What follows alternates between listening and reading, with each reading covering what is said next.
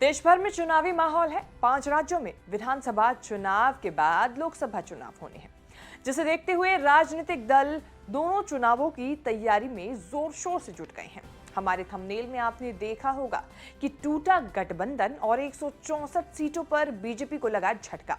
तो ये चुनाव और इंडिया के साथ एनडीए गठबंधन से जुड़ी खबरें हैं। सबसे पहले बात कर लेते हैं इंडिया टीवी सीएनएक्स के सबसे ताजा ओपिनियन पोल की।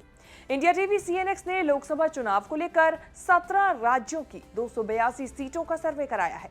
इस सर्वे के मुताबिक अगर आज चुनाव हुए तो एनडीए गठबंधन को 118 सीट और विपक्षी गठबंधन इंडिया को 110 सीटें मिलने का अनुमान है, जबकि बाकी क्षेत्रीय सीटों को 54 सीटें मिल सकती हैं।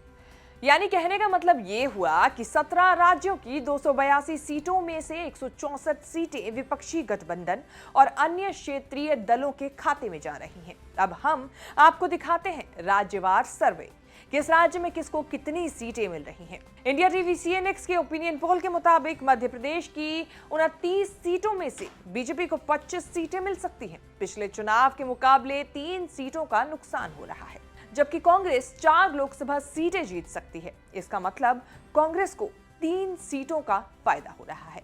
अन्य के खाते में यहां कोई सीट जाती नहीं दिख रही है। सर्वे के मुताबिक छत्तीसगढ़ की 11 सीटों में से बीजेपी 7 और कांग्रेस 4 सीटें जीत सकती है।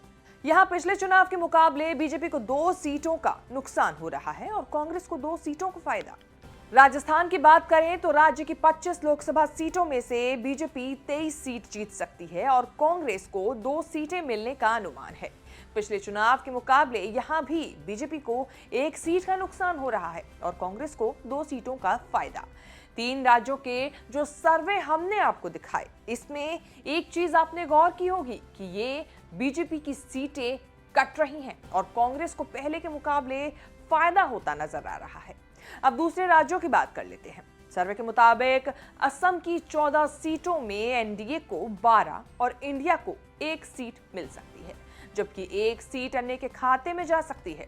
इसके अलावा नॉर्थ ईस्ट की 6 अन्य राज्यों की 11 लोकसभा सीटों में से एनडीए को 8 और इंडिया को 3 सीटें मिल सकती हैं। कर्नाटक की बात कर लेते हैं तो कर्नाटक राज्य की 28 लोकसभा सीटों में से बीजेपी को 16 सीटें मिलने का अनुमान है, जो कि पिछले चुनाव में जीत से 9 सीटें कम है। वहीं सर्वे के मुताबिक कांग्रेस 10 सीटें जीत सकती है। पिछले लोकसभा चुनाव के मुकाबले कांग्रेस को सीधे 9 सीटों का फायदा होता दिख रहा है। इसके अलावा जेडीएस के खाते में 2 सीटें जा सकती हैं। तेलंगाना की 17 सीटों में से बीजेपी को 6 सीटें मिलने का अनुमान है, जो कि पहले के मुकाबले 2 ज्यादा है।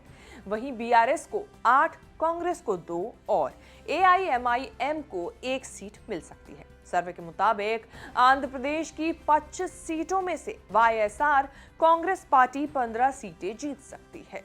टीडीपी 10 और यहां बीजेपी और कांग्रेस को 1 भी सीट मिलती हुई फिलहाल नजर नहीं आ रही है।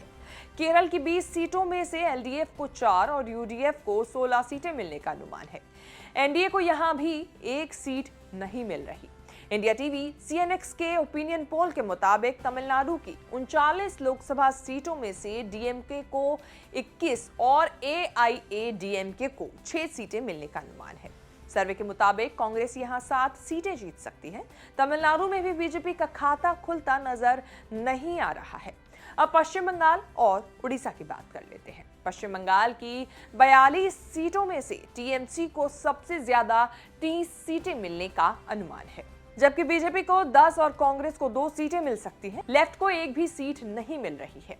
ओडिशा की 21 सीटों में से बीजेडी को 13 और बीजेपी को 8 सीटें मिलने का अनुमान है। सर्वे के मुताबिक कांग्रेस यहां खाता भी नहीं खोल पाएगी। अब कर लेते हैं एनडीए गठबंधन टूटने की बात। आंध्र प्रदेश में अभिनेता से नेता बने पवन कल्याण की जनसेवा पार्टी ने एनडीए से नाता तोड़ लिया है। इसके साथ ही पवन कल्याण ने चंद्रबाबू की पार्टी टीडीपी का समर्थन किया है।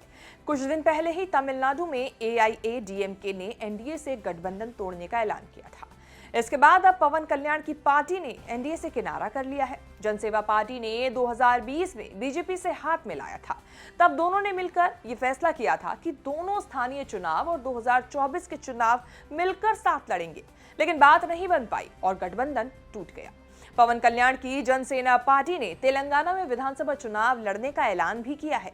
जनसेना पार्टी 119 में से 32 सीटों पर चुनाव लड़ेगी। तेलंगाना में भी विधानसभा चुनावों का शोर है। इसके अलावा देश भर में लोकसभा चुनाव की तैयारी भी चल रही है। देखना होगा आपकी जनता कहां किसको सत्ता की कुर्सी तक पहुंचाती है। आपको हमारी ये रिपोर्ट कैसी लगी, फीडबैक जरूर दें। बाकी देश और विदेश से जुड़ी तमाम बड़ी खबरों के साथ अपडेट रहने के लिए आप देखते रहें न्यूज़ तक।